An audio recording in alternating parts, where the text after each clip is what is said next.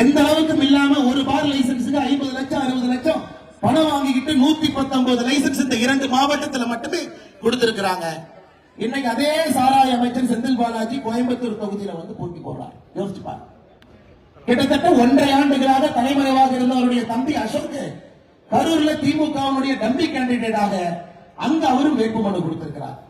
கடந்த 5 ஆண்டுகள்ல டாஸ்மாக் விற்பனையை பாருங்க. 2021 36,000 கோடி, அடுத்த வருஷம் 44,000 கோடி, அடுத்த வருஷம் 46,000 கோடி, போன ஆண்டு 48,000 கோடி, இந்த ஆண்டு 51,000 கோடி.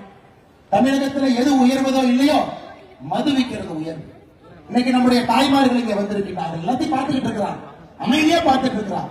தேர்தல் நாள் என்று பேசுவோம் என்கின்ற ஒரு அமைதியாக நின்று கொண்டிருக்கிறார்கள். எவ்வளவு மது எல்லா பக்கம். அது FL2 லைசன்ஸ், பிரைவேட் பாரில் ஆரம்பித்து ரோட்டோர கடையில் இருக்கக்கூடிய டாஸ்மாக் வரை அனைத்து இடத்திலும் கூட தமிழகத்தை கெடுத்து குட்டிச்சவராக்கிவிட்டு முதலமைச்சர் அவர்கள் ஊராக போய் சொல்லிக் கொண்டிருக்கிறார். மத்திய அரசு தமிழ்நாட்டுக்கு எதுவுமே கொடுக்கல பாருங்க, எதுவுமே கொடுக்கலன்னு முதலமைச்சர் அவர்கள் ஊராக போய் சொல்லிக் கொண்டிருக்கிறார். பாரதிய ஜனதா கட்சி எதுவும் கொடுக்கல, வெறும் நம்ம திருப்பூர் மாவட்டத்துக்கு மட்டுமே பாருங்க. திருப்பூர் மாவட்டத்திற்கு மட்டுமே மத்திய அரசு கொடுத்திருப்பது பல்லடத்தினுடைய நவீன நெசவு பூங்கா 22 கோடி, திருப்பூர் ரயில் நிலைய மறுசீரமைப்பு பணிகள் 23 கோடி, தேசிய நெடுஞ்சாலை கோவை திருப்பூர் கரூர் இடையிலான சாலை பணிகள் 322 கோடி, 5 லட்சம் ரூபாய் மருத்துவ அட்டை வைத்திருக்கக்கூடிய திருப்பூர்ல மட்டுமே பயன்படுத்துறவங்க 2,04,691 பேர்.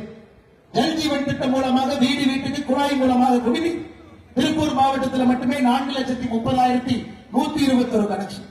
பிரதமருடைய மலிவு விலை மக்கள் மருந்தகம் 80% ஒரு தனியார் மருந்து கடை வரை உங்களுக்கு விலை குறைவாக கிடைக்கும் தரமான மருந்து திருப்பூர் மாவட்டத்தில் மட்டுமே 46 மருந்து கடை. உஜ்வாலா திட்டத்தின் கீழ் விலையில்லாத எரிவாயு இணைப்புகள் 55,617. MSME சிறு குறு கடன் திருப்பூருக்கு மட்டுமே 21,317 கோடி MSME கடன். முத்ரா கடன் திருப்பூருக்கு மட்டுமே 7,354 கோடி.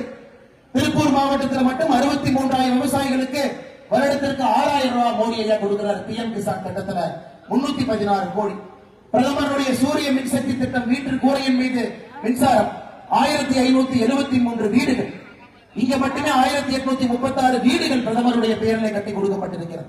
நகர்ப்புறத்தில் 14,466 வீடு. பிரதமருடைய வேலை வாய்ப்பு திட்டத்தில் இங்க மட்டுமே 180 சிறு குறு நிறுவனத்திற்கு 32 கோடி ரூபாய் கடனும் 10 கோடி ரூபாய் மானியமும். பிரதமருடைய கயிர் காப்பீடு திட்டத்தில் 4,000 ஹெக்டர்ல 6,050 விவசாயிகள் பலன் பெற்றிருக்கிறார்கள். இளைய சமுதாயத்திற்கு திறன் வளர்ச்சி மேம்பாட்டிற்காக 113 மையங்கள்.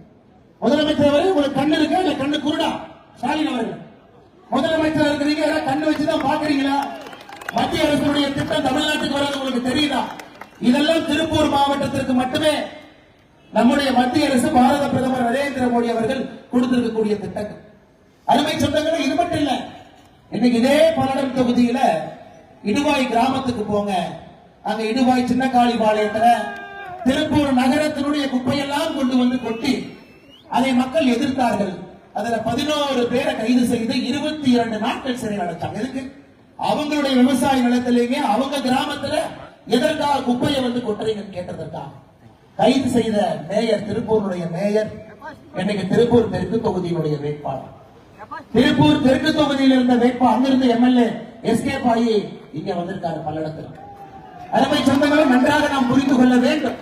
இன்னைக்கு பல்லடம் தொகுதியினுடைய திமுகவுடைய வேட்பாளராக இருக்கிறவரு திருப்பூர் தெற்கு தொகுதி MLA-வாக இருக்கும் பொழுது அவங்க கட்சி எதிர்த்தே ரோட்ல உண்ணாவிரதம் இருப்பார். எதுக்குன்னு கேட்டா அவருடைய சொந்த வார்டுல குப்பை எடுக்க மாட்டார். திருப்பூர்ல இன்னைக்கு இங்கே பல்லடத்திலே போட்டியிடக்கூடிய திராவிட முன்னேற்ற கழகத்தினுடைய வேட்பாளர் யார் இருக்கின்றார்களோ அவர் சொந்த வார்டுல திராவிட முன்னேற்ற கழகத்தினுடைய மேயர் குப்பை எடுக்கணும். இதான் அவங்களுடைய அலட்சியம். திருப்பூர் மட்டும் நீங்க எடுத்துக்க, 3 லட்சத்திலிருந்து 10 லட்சம் பேர் வசிக்கக்கூடிய மாவட்ட பட்டியல்ல இந்தியாவில் தூய்மை நகரத்துல 77வது இடத்துல திருப்பூர் இருக்கு. குப்பை நகரமாக, ஒரு டாலர் நகரம் என்கின்ற பெயர் இருந்த திருப்பூரை குப்பை நகரமாக மாத்திக்கிட்டு அந்த குப்பையை கொண்டு வந்து கிராமத்துல கொட்டிக்கிட்டு அதே மேயர் தைரியமாக துணிந்து திருப்பூர் தெற்கு தொகுதியில வேட்பாளர், தெற்கு தொகுதியினுடைய MLA அங்கிருந்து எஸ்கேப் ஆகி பல்லடத்துக்கு வரார். இதையெல்லாம் பொதுமக்கள் நீங்கள் கவனித்துக் கொண்டிருக்கின்றீர்கள். நமக்கு இந்த ஆட்சி வேண்டாம். சட்டம் ஒழுங்கு அவல பாதாளத்துல வேண்டாம். லஞ்ச லாவணியத்தை பத்தி நம்ம பேசவே வேண்டாங்க. எந்த விதமான மக்களுக்கு எதுவும் அவங்க செய்யல. இன்னைக்கு முதலமைச்சர் வாய் கூசாம இன்னொரு பொய்யும் சொல்றார். நம்முடைய ஆட்சியில 100 நாள் வேலை திட்டம் பல்லடத்துல நிறைய கிராமப்புற பகுதியில தாய்மார்கள் இருக்கிறாங்க. தாய்மார்களே உங்களுக்கு தெரியும், இந்தியாவில் கடந்த 5 ஆண்டுகள்ல அதிகப்படியாக 100 நாள் வேலை வாய்ப்பு திட்டத்திற்கு நாம் பணம் கொடுத்ததே தமிழகம் தான். 56,000 கோடி. உத்தரப்பிரதேசத்துக்கு கூட இவ்வளவு பணம் நம்ம கொடுக்கலீங்க. பீகாருக்கு கூட இவ்வளவு பணம் கொடுக்கல. தமிழகத்துல சகோதரிகளுக்கு மோடி அவர்கள் 56,000 கோடி ரூபாய் பணம் தமிழகத்துக்கு மட்டும் கொடுத்திருக்கிறார். ஆனா முதலமைச்சர் பணம் வரல. 100 நாள் வேலை வாய்ப்பு திட்டம்னு நம்ம சொல்லக்கூடாதுங்க. அது 125 நாள் வேலை வாய்ப்பு திட்டமாக நாம் உயர்த்தி இருக்கின்றோம். அதுவும் நம்முடைய ஆட்சியில் பிரதமர் வருது. அதனாலதான் ஒரு கை தட்டினால் சத்தம் வராது, 2 கை சேர்த்து தட்டும். மாநிலத்தினுடைய முதலமைச்சராக இருக்கட்டும், மத்தியில் இருக்கக்கூடிய பிரதமராக இருக்கட்டும், 2 கையும் இணைந்தால் மட்டும்தான் வளர்ச்சி சாத்தியம். ஆனா கடந்த 5 ஆண்டுகளாக வெறும் பகையை மட்டும் சம்பாதித்து விட்டு 5 ஆண்டு காலத்தை அப்படியே ஓட்டி விட்டு இன்னைக்கு ஆட்சியிலிருந்து வெளியே கிளம்புவதற்கு முன்பு எல்லா குழப்பத்தையும் ஏற்படுத்தி விட்டு முதலமைச்சர் அவர்கள் ஆட்சி கட்டலிருந்து வெளியே போறாங்க. தாய்மார்களே, உங்களுக்கு தெரியும், திராவிட முன்னேற்ற கழகம் ஆட்சிக்கு வந்த பொழுது தமிழகத்தினுடைய கடன் 4,62,000 கோடி இருந்துச்சு. 2021 அந்த நிதியாண்டு முடியும் பொழுது இன்னைக்கு தமிழகத்தினுடைய கடன் 10,62,000 கோடி. 10,62,000 கோடி. நீங்க பாருங்க, சுதந்திரத்திலிருந்து 2021 வரைக்கும் 4,62,000 கோடி. ஆனா கடந்த 5 ஆண்டுகள்ல மட்டுமே இவர்கள் வாங்கியிருக்கக்கூடிய கடன் 6 லட்சம் கோடி. 6 லட்சம் கோடி. அந்த 6 லட்சம் கோடிக்கு என்ன பள்ளிக்கூடம் கட்டினாங்களா? இல்ல. 6 லட்சம் கோடிக்கு குடிமரத்து மராமரத்து பணி பண்ணாங்களா? இல்ல. 6 லட்சம் கோடி விவசாய பெருமக்களுக்கு திட்டத்தை கொடுத்தாங்களா? எதுவும் கிடையாது. தாய்மார்களுக்கு 1000 ரூபாய் மாசம் கொடுப்பாங்க. முதல் 28 மாசம் கொடுக்கல. ஆனா எடப்பாடி பழனிசாமி அவர்கள் எதிர்க்கட்சி தலைவராக நம்முடைய பாரதிய ஜனதா கட்சியுடைய தலைவர்கள் கேட்டாங்கன்னா 1000 ரூபாய் கொடுக்குற நீங்க எப்ப கொடுப்பீங்க? அதற்கு அப்பொழுது நிதியமைச்சராக இருந்த பிடிஆர் சொன்னாரு, சொன்னோம் ஆனா எப்பன்னு சொன்னோமா. ஒரு படத்துல வடிவேல் அவர்கள் ஆட்டோ டிரைவரா இருப்பார். காலையில் ஒரு மாதிரி பேசுவார், சாயந்தரம் ஒரு மாதிரி பேசுவார். அதுபோல கடந்த 3 ஆண்டுகளை எதையும் செய்யாம 29வது மாசத்துல பாராளுமன்ற தேர்தல் வருது, 1000 ரூபாய் கொடுத்தாங்க. வெறும் 32 மாசத்துக்கு 32,000 ரூபாய் கொடுத்துருக்காங்க. அவ்வளவுதாங்க. 28 மாசத்துக்கு 28,000 ரூபாய் கொடுக்கல. ஒரு பொங்கலுக்கு கொடுப்பாங்க, ஒரு பொங்கலுக்கு கொடுக்கல. தேர்தல் வந்தா மட்டும்தான் வெயில் தெரியும். கோடை கால 2,000 ரூபாய், 5,000.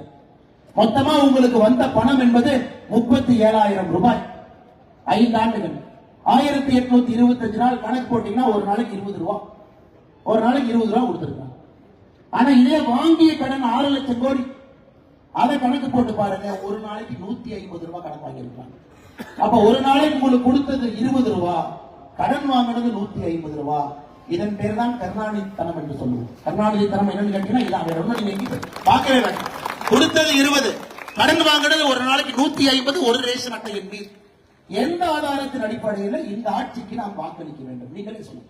இவங்க என்ன சாதிச்சுட்டாங்கன்னு முதலமைச்சர் ஒரு பக்கம், கனிமொழி அக்கா ஒரு பக்கம், உதயநிதி ஸ்டாலின் அவர்கள் ஒரு பக்கம், ஆளுக்கு ஒரு பக்கம் தமிழகத்தில் மக்களை சந்தித்து பேசிக் கொண்டிருக்கிறார்கள். என்ன சாதிச்சாங்க? என்ன கிழிச்சாங்க? சட்டம் ஒழுங்கிலிருந்து கஞ்சா தலைநகராக மாற்றி வச்சிருக்கிறாங்க. அதெல்லாம் படிக்க ஆரம்பிச்சுன்னா தலை சுத்தி கீழே விழுந்துருது. இன்னைக்கு நான் சில பேரை படிக்கிறேன் பாருங்க. ஹரிகரன், கவிதாசன், ஞானசேகரன், தெய்வச்செயல், பாஸ்கரன், பெரிய நாயகன், இவங்கெல்லாம் யாருனாங்க? திமுக கட்சியினுடைய உறுப்பினர்.